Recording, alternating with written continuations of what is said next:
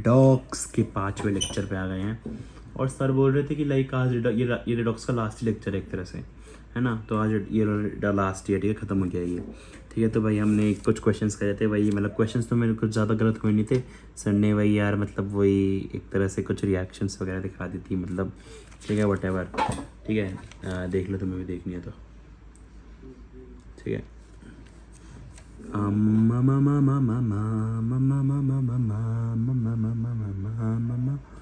Second को मैं कुछ मिस तो नहीं कर रहा हूँ ना तुम्हें बताने से, रिवाइज करने से? नहीं, आई डोंट थिंक सो। चलो भाई, इन फैक्टर कैलकुलेशन, ओके। भाई रिएक्टेंट के एटम्स देख लो, उसके हिसाब से 1 मोल का इनफैक्टर निकालो। इनफैक्टर क्या होता है भाई? Defined for 1 mole of any substance, ठीक है, 1 मोल ऑफ एनी सब्सटेंस, ठीक है। अब भाई अगर मान लो हमें सी का निकालना है, ठीक है, यहाँ पे H2C2O4 से हमारा 2CO2 बन रहा है, हमें सी का इनफैक्टर निकालना है, ठीक है भाई। तो जो सी होता है, हमें भाई यहाँ पे देखो, हमें पहले तो 1 मोल का निकालना है। 1 मोल है, हाँ भाई 1 ही मोल है, कोएफिशिएंट से हमें मोल पता चल जाता है ना। अभी देखो सी जो है भाई, यहाँ पे 2 एटम दिख रहे हैं हमें। देखो यहाँ पे वैसे, यहाँ पे इसकी ऑक्सीडेशन स्टेट +3 है, यहाँ पे +4 है, तो भाई यहाँ पे तो हमें इनफैक्टर बनाना चाहिए क्योंकि +3 से +4, लेकिन नहीं भाई, यहाँ पे 2 एटम है और यहाँ पे 1 ही एटम है भाई। ये हमने 1 एटम की निकाली, एक एटम की निकाली ना हमने, तो भाई हमें 2 की 2 से निकालनी है भाई, 2 से 2 की निकालनी है। अगर हमें 8 एटम की 1 से बड़ा है तो 2 एटम में भाई 2 से, मतलब 1 और 1 1 into 2 हो जाएगा, तो 2 आना चाहिए भाई, 2 आना चाहिए। और हम भाई इसका इक्विवेलेंट मास क्या होता है? मोलर मास अपॉन 2, तो हम ऐसे लिख सकते हैं, है ना भाई। मोलर मास में भाई, अगर हम मोलर मास में करेंगे तो भाई हमें मोलर मास में भाई, हम एक मोलर मास में देखो अगर 2 एटम आ रहे हैं, है ना, तो हम 1 से डिवाइड, मतलब सॉरी, एक के इनफैक्टर से डिवाइड थोड़ी करेंगे, 2 के इनफैक्टर से डिवाइड करेंगे। तो वही से दिखाना चाह रहे हैं कि भाई जब यहाँ पे 2 आ रहे हैं तो हम इनफैक्टर से 2 से तो डिवाइड करेंगे, है ना भाई। अब तुम ये देखो भाई, जैसे यहाँ पे +2 और यहाँ पे +2.5 है ना।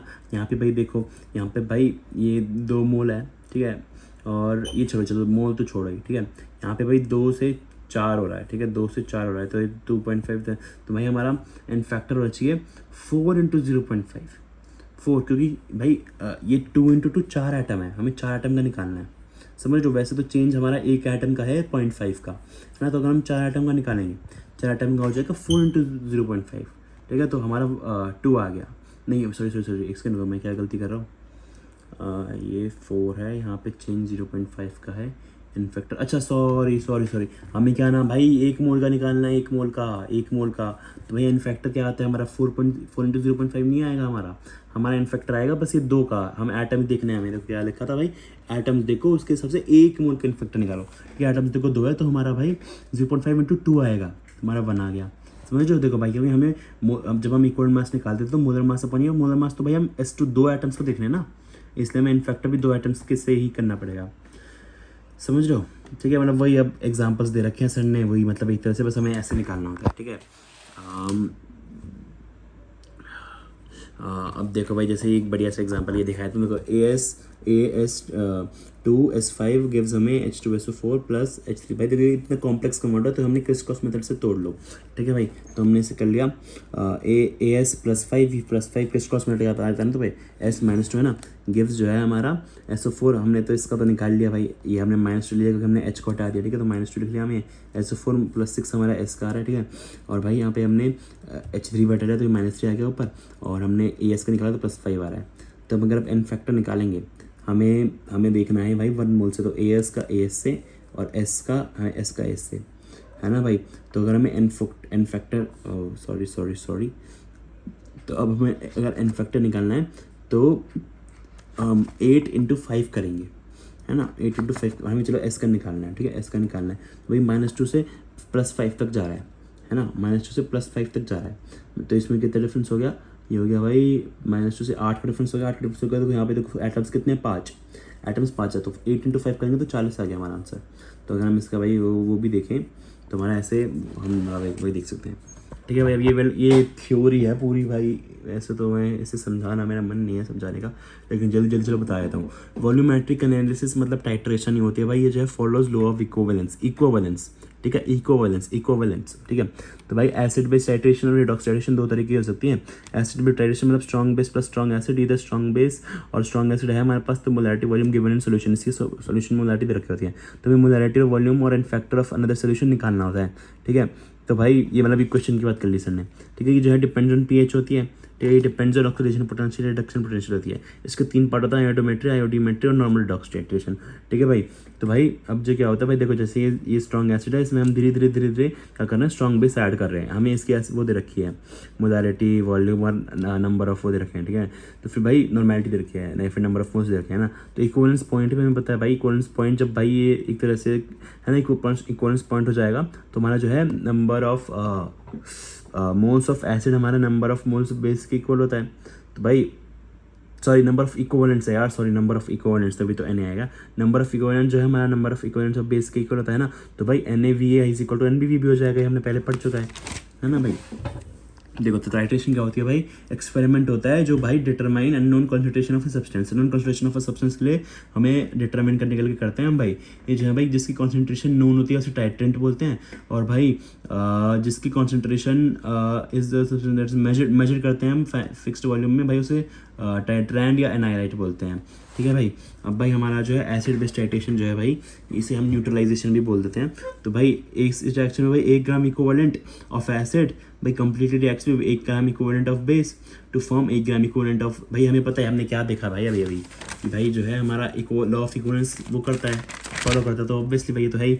हम इसके अगर इंडिकेटर्स देखना चाहें, इंडिकेटर्स जो है भाई देयर कलर इन एसिडिक और बेसिक मीडियम जो है भाई along with the pH range given below दे रखे हैं हमें। जैसे मिथाइल ऑरेंज जो होता है ये भाई क्या है रेड में, तो भाई ये हमारा कलर रेंज देखो 3.1 से 4.4 pH तक है ना, तो रेड हो जाता है, ठीक है, एसिड में रेड हो जाता है और बेसिक में येलो रहता है, ठीक है भाई। और जो हमारा फिनोल्फिथलीन है भाई एसिड में तो कलरलेस रहता है इसकी, क्योंकि भाई रेंज देखो 8.3 से 10 है, तो फिर पिंक हो जाता है बेस में, क्योंकि भाई ये बेसिक पीएच में रेंज है इसकी, है ना भाई। तो अगर हम इसकी वो देखें तो भाई मिथाइल ऑरेंज भाई क्योंकि वीक बेस के साथ वो करता है, जब वीक बेस के साथ रिएक्टेड होता है तो भाई ये टूट जाता है Me+ में और OH+ में जब भाई एसिडिक होता है ना। सिमिलरली भाई हम ये देखें तो भाई ये देखो H से हुआ है तो भाई ऐसे PH+ उसमें हो जाता है फिनोल्फिथलीन, ठीक है भाई। इसके मतलब एक तरह से इंडिकेटर्स बस ये नाम याद रख लो, मिथाइल ऑरेंज फिनोल्फिथलीन, भाई मिथाइल ऑरेंज एसिड का होता है, फिनोल्फिथलीन बेस का होता है, ठीक है भाई। अब रिडॉक्स टाइट्रेशन जो होती हैं भाई, रिडॉक्स टाइट्रेशन में एन ऑक्सीडेंट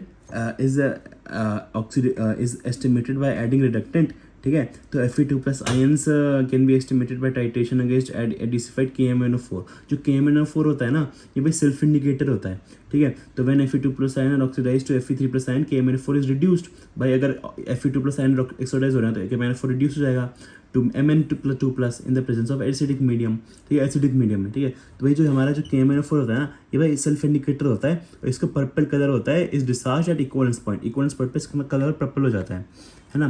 तो भाई देखो MnO4- plus 8H+ plus 5 electrons gives Mn2+ plus 4H2O, है ना भाई। अगर हम इसमें भाई Fe2+ और ये गिव्स Fe3+ और ये रिएक्शन को हम दोनों को ऐड कर दें तो हमारा बन जाएगा MnO4 इंटू 5 करेंगे ताकि भाई ये इलेक्ट्रॉन्स जो है कट सके, है ना, इलेक्ट्रॉन्स कट गए हमारे, ठीक है। तो MnO4 plus 8H plus Fe2+ हमारा गिवन है भाई Mn2+ ये, और हमें पता है भाई पर्पल से कलरलेस हो गया क्योंकि ये सेल्फ इंडिकेटर का काम करता है, ठीक है।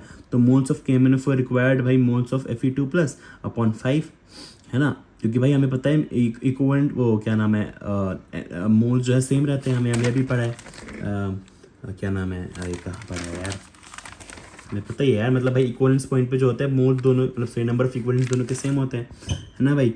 तो भाई ऐसे ही हमने लिख लिया भाई। तो एक तरह से मोल्स भी तो सेम होता है इक्विवेलेंस पॉइंट पे, है ना, मोल्स भी सेम होता है इक्विवेलेंस पॉइंट पे, हमें एक तरह से लिखा है भाई मोल्स भी सेम है इक्विवेलेंस भी सेम है ना भाई। भाई जो KMnO4 है सेल्फ इंडिकेटर है भाई in acidic medium, purple colour of KMnO4 discharges to become colourless बन जाता है। लेकिन भाई और अब भाई ये जो K2Cr2O7 है ये नहीं है भाई सेल्फ इंडिकेटर, ये नहीं है, ठीक है। तो इसका ऑरेंज कलर जो है भाई डार्क ग्रीन में ही रहता है, ठीक है, मतलब ये सेल्फ इंडिकेटर नहीं है, KMnO4 है बस इंडिकेटर, ठीक है भाई। तो titration that involve oxidisation oxidising agent भाई ये तो सेल्फ इंडिकेटर है, लेकिन भाई ये नहीं है ना। तो इसके लिए भाई हमें दूसरे इंडिकेटर जैसे डीफेनाइलेथमीन ये सब हमें यूज़ करने पड़ते हैं, ठीक है। इन तीनों केसेस में भाई colour of indicator changes from green to violet, ठीक है। इन तीनों में भाई अगर हम कलर ऑफ जो है इंडिकेटर जो है भाई ग्रीन से वायलेट हो जाता है अगर हम Kr2 C2 इसके साथ करते हैं, ठीक है। अनलाइक KMnO4 ये जो है नॉट अ सेल्फ इंडिकेटर, ठीक है। आयोडियोमेट्री, ठीक है। आयो देखो, आयो मतलब आयो से आयोडीन है, मतलब इसका titration involves the free iodine such that estimation of iodine is called iodometry, ठीक है। This involves the titration of iodine solution with known sodium thiosulphate solution with normality, मतलब हमें नोन पता है, ठीक है। तो भाई जैसे I2 दे रखा है प्लस 2N2Na2S2O3 हमें भाई 2Na प्लस Na2S4O6 दे रखा है, ठीक है भाई। अब ये तो है ही, ये तो इन फैक्टर की तरह से सर ने वापस प्रैक्टिस करा दी थी, ठीक है भाई। मतलब क्योंकि भाई यहाँ पे 2 हैं, यहाँ पे 1 ही है, इसका भाई 1 का चेंज आ रहा है तो 1 × 2 हो जाएगा। यहाँ पे +2 है, यहाँ पे +5 है, यहाँ पे 0.5 का चेंज है, लेकिन भाई यहाँ पे 2 ही है तो भाई +1 हो जाएगा। हमें 1 मोल के साथ करना होता है ना भाई। हमें पता है इक्विवेलेंट सेम ही होंगे इनके, भाई हमने पढ़ा लॉ ऑफ इक्विवेलेंस फॉलो करता है ना भाई। आयोडोमेट्री जो होता है भाई, ये भी आयोडीन क्या होता है भाई, इनडायरेक्ट मेथड ऑफ एस्टिमेशन होता है, इनडायरेक्ट मेथड होता है भाई। Oxidisation is made to react with excess of solid Ki, भाई यहाँ पे क्या है, डायरेक्ट I2 रिएक्ट कर रहा था, यहाँ पे भाई सॉलिड Ki रिएक्ट कर रहा है ना। तो भाई this oxidising agent oxidises I- to I2, this liberated iodine made to react with Na2 two solution of, ठीक है। फॉर इंस्टेंस हमें देखो 2Ki ये एक तरह से, क्योंकि एक तरह से इनडायरेक्ट मेथड है, बहुत लंबा है ना, तो इसे आयोडोमेट्री बोलते हैं, उसे आयोडीमेट्री बोलते हैं, जो ये बोलते हैं आयोडीमेट्री है ना, हाँ। तो भाई 2Ki प्लस Cl2 हमें KCl और I2 दे रखा है। अब देखो ये I2 आ गया, हम इससे क्या करते हैं, इससे भाई हम रिएक्ट कर देते हैं इससे, ठीक है। This iodine release is titrated with the, ठीक है। तो I2 हमारा इससे रिएक्ट करके हमारा 2NaI भाई पिछले वाली हो गई भाई एक तरह से। अब यहाँ पे आयोडीमेट्री शुरू होगा ना, यहाँ से देखो ये वही वाली रिएक्शन है ना, आयोडीमेट्री शुरू हो गया यहाँ से। Can also be obtain by using methods, हमें अगर आयोडीन और ऑब्टेन करना है तो इन से भी मेथड से करके हम आयोडीन ऑब्टेन कर सकते हैं, है ना भाई।